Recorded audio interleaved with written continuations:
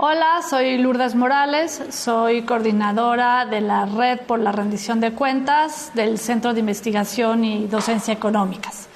Y bueno, vamos a revisar algunos conceptos que pueden ser de utilidad.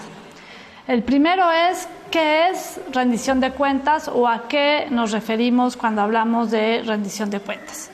Rendición de cuentas es un concepto polisémico, es decir, tiene muchos significados. Algunos los vinculan con fiscalización, otros lo vinculan con transparencia, otros lo vinculan con sanciones, pero la realidad es que para que exista un proceso de rendición de cuentas, pues se requiere que haya instituciones, procedimientos y sobre todo consecuencias.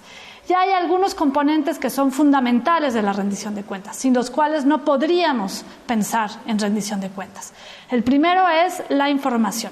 La información es la materia prima, es lo que nos permite conocer, evaluar, supervisar y exigir. El segundo son las cuentas públicas. Como bien dice el doctor Mauricio Merino, sin cuentas no puede haber rendición de cuentas. Es lo que nos permite tener el registro de qué se hace con los recursos públicos y si se cumplió o no con el objetivo para el cual son destinados estos recursos. Y lo tercero es la responsabilidad pública, es decir, el hacerse cargo de las decisiones o de las omisiones que se toman en el espacio público. El segundo concepto es el de transparencia. ¿De qué hablamos cuando hablamos de transparencia? Transparencia, una definición muy sencilla, muy clara, es poner información, colocar información de relevancia social en la vitrina pública. ¿Toda la información es relevante y es de interés? No, hay cierta información que toca el ámbito de la intimidad, el ámbito de las personas, que no forzosamente es de interés público. Entonces, la transparencia, que tiene ciertos parámetros, pues permite que aquello que sí es relevante, que permite tomar mejores decisiones, que permite conocer el desempeño de los gobiernos, ejercer derechos fundamentales, pues es lo que tenemos con la transparencia. Ahora bien, hay que distinguir entre transparencia, es decir, el proceso de colocar información, y transparencia proactiva. Se habla mucho de transparencia proactiva. ¿Qué es la transparencia proactiva? Bueno, es el proceso en el cual se conoce o se hace una medición de cuáles son las necesidades de información de los ciudadanos sin que haya una solicitud de información de por medio. Y a partir de este conocimiento de las necesidades de información, pues se utilizan las nuevas tecnologías u otros medios para que esta información llegue a quien la necesita. Hay distintos parámetros de transparencia proactiva que están reguladas en la ley, y los órganos garantes del acceso a la información y de la protección de datos tienen la obligación de impulsar políticas de transparencia proactiva. Ahora bien, el siguiente concepto tiene que ver con el gobierno abierto. ¿Qué es gobierno abierto? Gobierno abierto es un término sumamente seductor. Cuando hablamos de gobierno abierto pensamos en un gobierno cercano, que no es opaco, que abre las puertas a quien se acerca a la interacción con los tomadores de decisiones. En realidad es un modelo que al menos tiene que tener 3 componentes. El primero es información pública de gobierno generada por las instituciones públicas, por lo tanto, transparencia.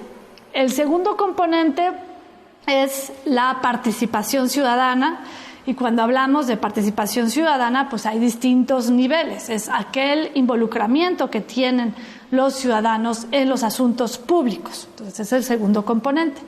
El tercer componente es que haya un espacio de co-creación, es decir, de colaboración entre el gobierno o las instituciones que abren esta información y los ciudadanos. Se comprometen mutuamente a que esta información, que es de utilidad, sea abierta al público, sea utilizada por el público y se divulgue y se conozca que estos datos existen, para lo cual pueden ser utilizados.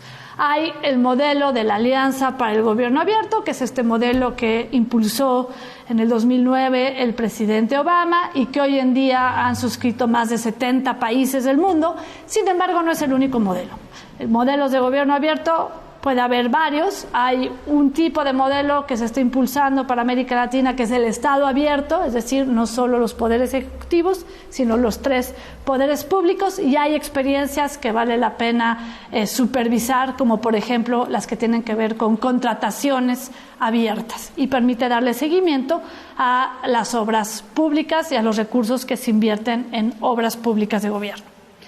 Bien, el siguiente concepto es ¿por qué es importante la rendición de cuentas de los gobiernos en general y en específico en momentos de crisis como la crisis sanitaria que hemos estado viviendo por la aparición del COVID-19?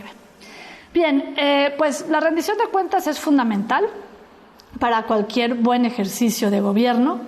Un gobierno que es supervisado, un gobierno que recibe retroalimentación ciudadana, un gobierno que es transparente, un gobierno que sabe si los recursos se están aplicando o no de manera adecuada, y un gobierno que brinda respuestas y que además hace que sus funcionarios sean responsables de las decisiones, pues es un gobierno que dará mejores resultados que aquel que es opaco, que abusa de la discrecionalidad, que no justifica las decisiones, que no rinde cuentas y que evidentemente pues es muy probable que sea un gobierno corrupto. De ahí la relevancia de que la rendición de cuentas sea un ejercicio cotidiano al momento de tomar decisiones, de utilizar recursos, de ejercer el poder. En tiempos de pandemia y de epidemia, de emergencia, la rendición de cuentas es aún más relevante por distintas razones. Lo primero es que los recursos suelen ser escasos y que es necesario tomar decisiones rápidas, puntuales y adecuadas para evitar la pérdida de vidas.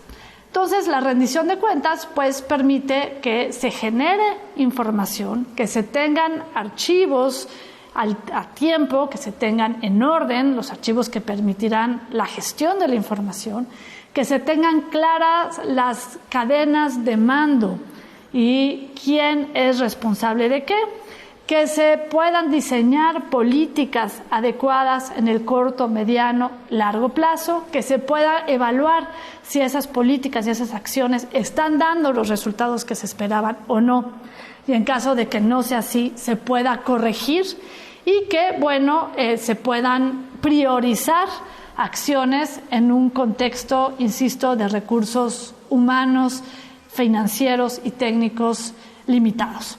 De ahí la relevancia de la rendición de cuentas en contextos de crisis, y de ahí la relevancia de que se consideren estrategias constantes de rendición de cuentas desde el inicio de la toma de decisiones y no hasta el final, como dice Dubnik, no una vez que ya pasó la ambulancia, ya se atropelló a alguien y se trata de reparar un daño ocasionado.